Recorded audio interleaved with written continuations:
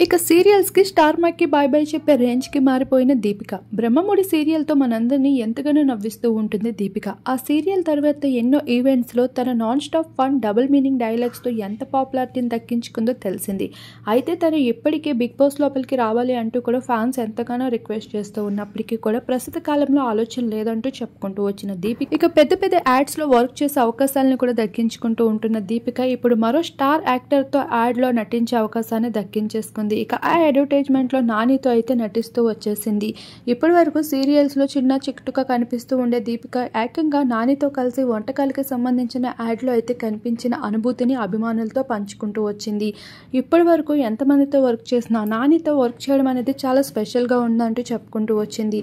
ఈ విధంగా దీపికకి అయితే తన ఫ్యాన్స్ అంతా ఇప్పుడు ప్రస్తుతం ఇంకా సీరియల్ కి బై బై చెప్పి నువ్వు ఇంకా సినిమాల్లోకి వెళ్ళిపోతున్నావా అంటూ క్రేజీ కామెంట్స్ ని అందించేస్తున్నారు. అయితే దీపికకి సినిమాల్లో నటించే ఇంట్రెస్ట్ కూడా చాలా ఎక్కువగా ఉంది అంటూ కూడా చెప్పుకుంటూ వచ్చింది. ఇక తన ప్రయాణం సినిమాల వైపు వేసే అవకాశాలు కూడా ఎక్కువగానే కనిపిస్తున్నాయి.